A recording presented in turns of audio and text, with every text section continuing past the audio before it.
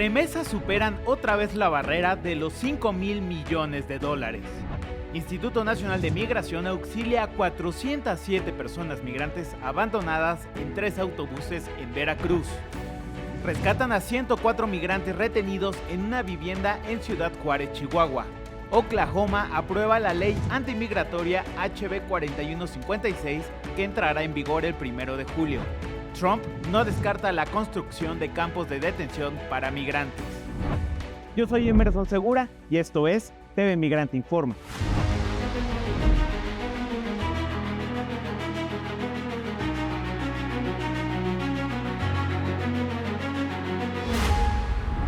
Las causas de la migración infantil son diversas y van desde la pobreza extrema, la falta de acceso a la educación y la salud, la violencia doméstica, el reclutamiento forzado por grupos armados, desastres naturales y conflictos armados. En América Latina, la migración también puede ser impulsada por la búsqueda de reunificación familiar o bien la esperanza de escapar de entornos marcados por la corrupción y la falta de oportunidades. En los últimos años, la migración de menores ha alcanzado máximos históricos en América Latina y el Caribe. A nivel mundial, la niñez representa menos que el 15% de la población migrante. En esta región, en América Latina, alcanza el 25%. Según el último reporte de la infancia en peligro de la UNICEF, en 2022, de los 250,000 migrantes que cruzaron la selva del Darién, 40,000 fueron niños. Más de 60,000 cruzaron en 2023, siendo la mitad de ellos menores de 5 años. Hay que señalar que las niñas y adolescentes migrantes son más propensas a sufrir abusos sexuales, violaciones y explotación sexual. Según la encuesta realizada por Plan International México, en 2023, 7 de cada 10 niñas, adolescentes y mujeres migrantes han sido testigos de situaciones de explotación, violencia sexual y trata de personas durante su viaje. En México, hay que señalar, durante 2023 se registró una nueva marca histórica en los eventos con menores de edad migrantes presentados ante las autoridades mexicanas. Estamos hablando de 106,778 niñas, niños o bien adolescentes en total. Esta cifra implicó un aumento del 50% en comparación con el año previo. Adicionalmente, fue la cifra más alta en los registros desde 2018. Del total de menores migrantes, el 72% tienen 11 años o menos y el 28% restante son adolescentes de entre 12 y 17 años. En medio del debate y la reflexión sobre la migración infantil, es crucial escuchar las voces de aquellos que están en el centro de esta experiencia. Estamos hablando de las y los niños migrantes. Vamos a ver. Extraño el fútbol, extraño a mi papá, extraño a mi abuela, a mi familia, la extraño a toda mi familia, a todos ellos.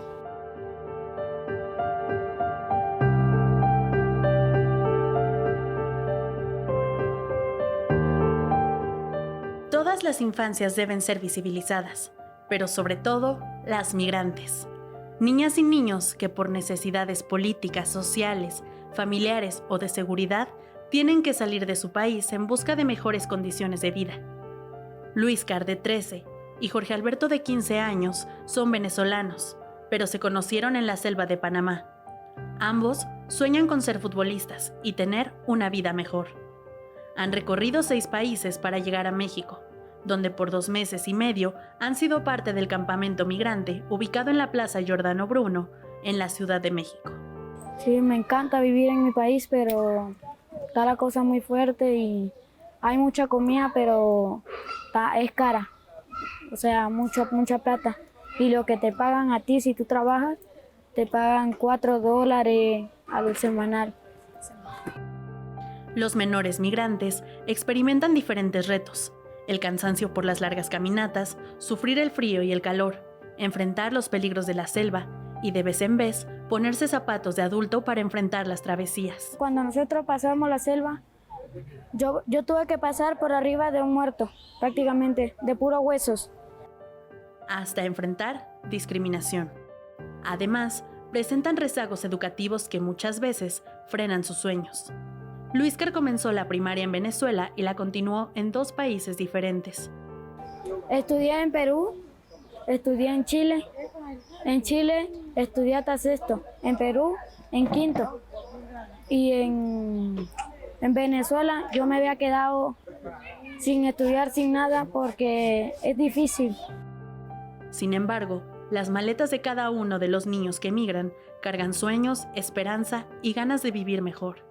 Y llegar allá a nuestro destino, y ya ahí mi mamá me busca mi colegio y todo para seguir estudiando.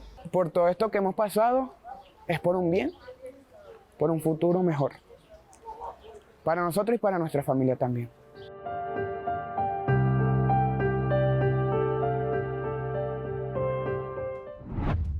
Durante la conferencia matutina de este 2 de mayo, el presidente López Obrador informó que su gobierno está invirtiendo $150 millones para los programas sociales en los países donde hay más migración. Además, dio a conocer que la inversión de México para atender el fenómeno migratorio es de $3.500 millones. Vamos a ver lo que dijo el mandatario. Nosotros ayudamos a resolver el problema hasta donde podemos. Te voy a dar un dato. Nosotros estamos invirtiendo $150 millones para programas sociales en los países en donde hay más migración. Aportamos más nosotros a esos países que lo que aporta Estados Unidos. A nosotros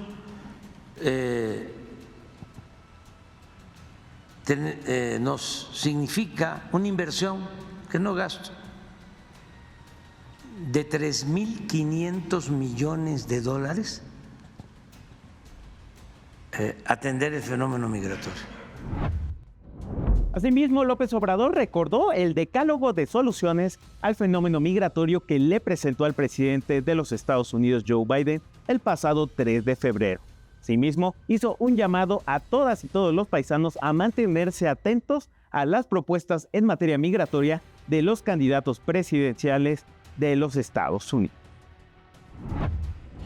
Paisanas, paisanos, si hay candidatos que quieran cumplir con esto, no duden en votar por ellos, con todo respeto a la autodeterminación de los pueblos.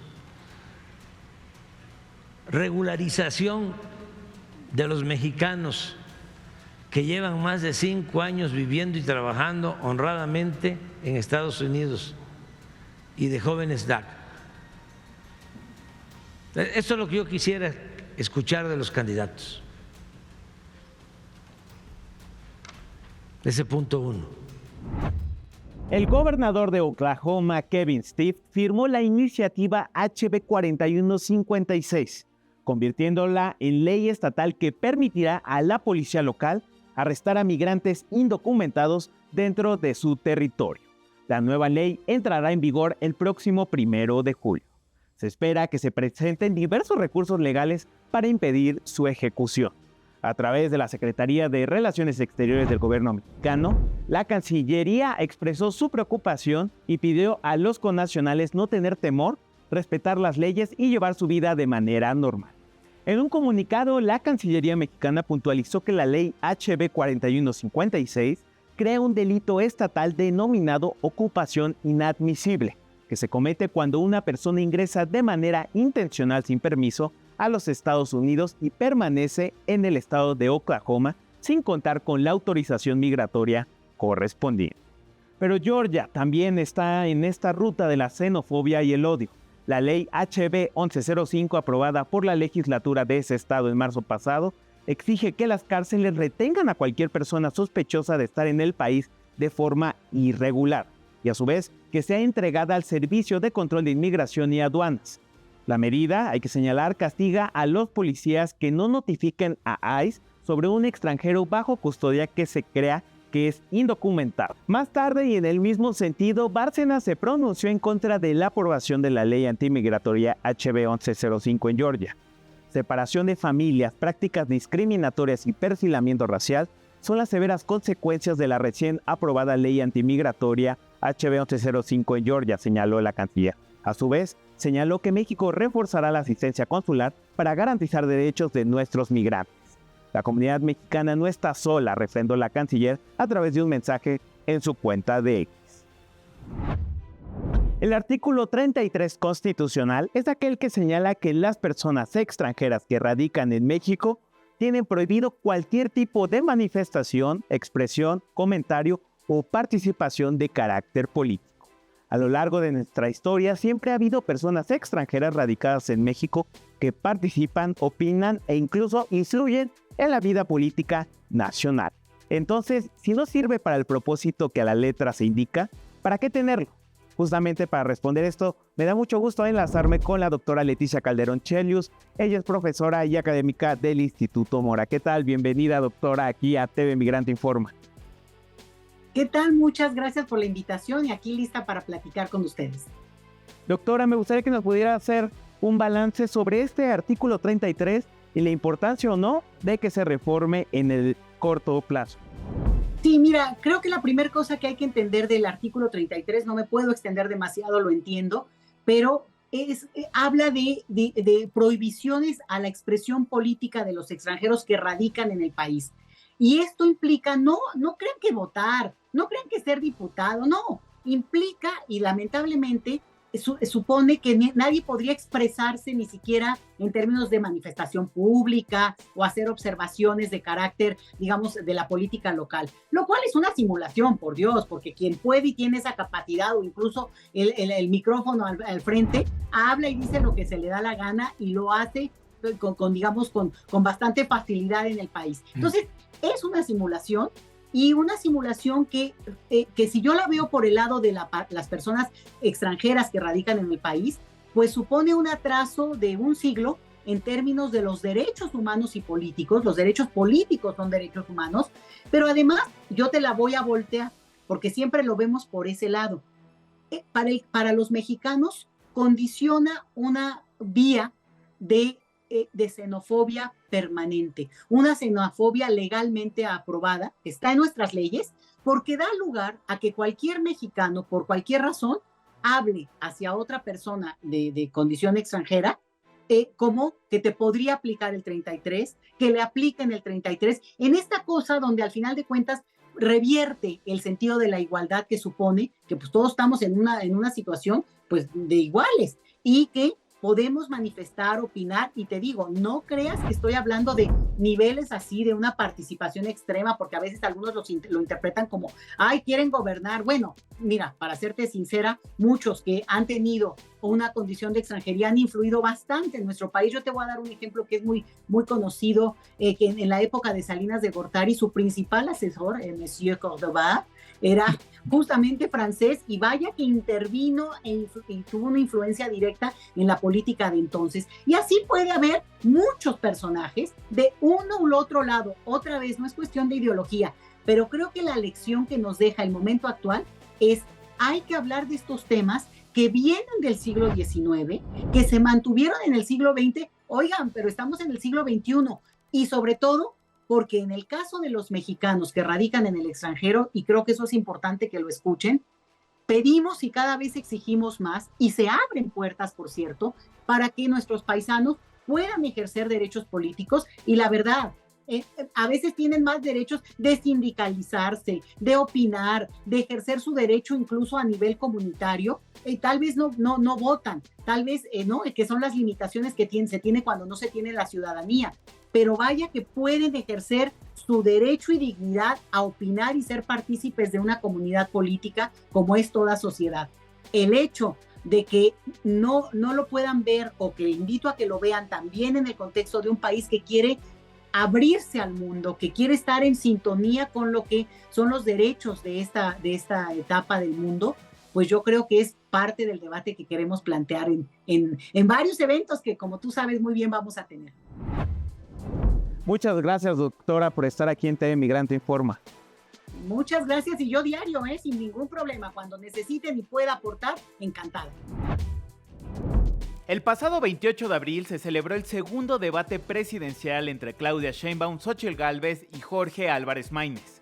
El Instituto Nacional Electoral informó que con un poco más de 16 millones de espectadores, el debate alcanzó el rating más alto de la historia en la televisión. Pero sus espectadores, hay que decir, fueron más allá de las fronteras mexicanas. Vamos a ver cómo se vivió este segundo debate presidencial en la ciudad de los vientos, Chicago. Fíjate que me tocó ver una comunidad mexicana muy organizada, muy interesada en lo que está pasando en el país, y te estoy hablando de migrantes que tienen 30 años de no estar en México, otros 25, otros 20, charlas breves. Te das cuenta que la gente ha salido con estas grandes crisis económicas que se dieron con el neoliberalismo. Encontré un grupo de gente que salieron en la crisis del 82, cuando llegó Miguel de la Madrid, que se disparó la inflación, perdieron empleos, etc. Crisis incluso en Pemex en el 82. Y luego otro bloque que llegó por ahí del 94, cuando se da el error de diciembre, que se echaron la culpa a Salinas y Zedillo, que es otra gran parte. Y hay de todo. Hay gente joven, hay gente que pues ya está haciendo su vida ya, tienen la doble nacionalidad. Y con respecto al voto, fíjate que sí hay preocupación. Ellos sienten que el INE les puso obstáculos. Me decía, por ejemplo, quien me invitó, que pues ella tiene todo en regla, pero que el INE no le ha dado el visto bueno. Ahora, no es la única. Estamos hablando, te recordarás que Alicia Bárcenas hablaba de más de 40,000 personas que estaban en ese caso, que hicieron su registro, que presentaron su documentación, pero que, como dice el presidente de la República, los habían cepillado, que se logró resolver más o menos a 20,000. Y bueno, hay gente tan interesada que incluso dicen que si el INE no les arregla, imagínate nada más, Emerson y público que nos sigue, se van a venir en avión a México el 2 de junio a votar, ¿eh? O sea, este es el nivel de interés que tiene la gente. Lógicamente hay de todo. Mira, debe de haber panistas y priistas también, migrantes. Yo conviví con gente pro 4T, no necesariamente de Morena, pero sí gente pro 4T que ha visto bien lo que se ha hecho en el actual gobierno. Como sus familias están en México, hablan muy bien de los programas sociales. Y mira, no fue ahorita en Chicago, pero en Houston en 2019 había mexicanos, allá me invitaron a platicar sobre los proyectos energéticos de la 4T. Estamos hablando del verano de 2019 y había gente que trabajaba ya en la industria petrolera norteamericana en Houston que decían ojalá y se concrete la rehabilitación de las refinerías y la construcción de Dos Bocas, porque dicen nos regresamos a México. Preferimos estar con nuestras familias en México y aportar los conocimientos que ellos han tenido. Es decir, la economía en México está mejorando a grado tal de que hay gente que está pensando ya en regresar. Algunos incluso me comentaban que están acumulando un poco de ahorros porque su idea es regresar a México y poner algunos negocios. Es decir, están viendo con esperanza el futuro de México. A mí eso me pareció claro. Y hablé con mucha gente, hablé con gente joven, con todo, con empresarios, con ingenieros, con artistas, con gente que trabaja en el sector salud, y muy interesados, siguen la mañanera todos los días y lo ves porque te comentan de esos temas.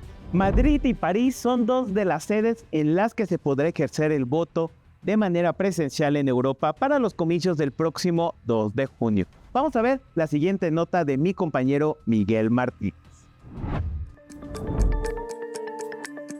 Las elecciones del próximo 2 de junio van a tener dos nuevos lugares en el mundo en donde los mexicanos podrán ejercer su voto de forma presencial desde el extranjero. Se trata de Madrid y París, como lo ha informado el Instituto Nacional Electoral en su portal de internet. Es una primera para estas dos capitales europeas y para los residentes mexicanos.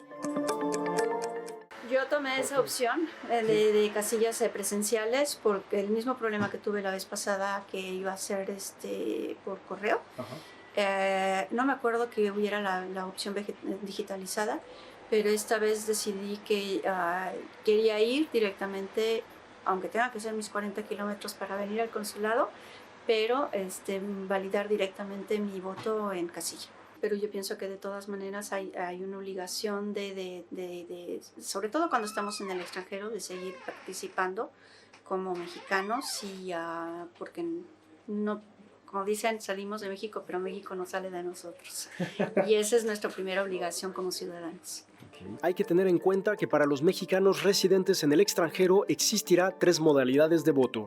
Por correo, en donde las boletas son enviadas por mensajería y el elector debe de regresarlas. Este proceso ya existía. También habrá modalidad electrónica, que es el voto por internet, y la novedad es el voto presencial. En el caso de París, la casilla estará instalada en el Consulado de México. La primera vez fue en boletas, lo recibí por vía postal. Y después me enviaban ya todo también para volverlo a enviar, el sobre y demás. Y esta vez lo hice en línea, pedí en línea porque se me hace mejor, más rápido, ecológico también.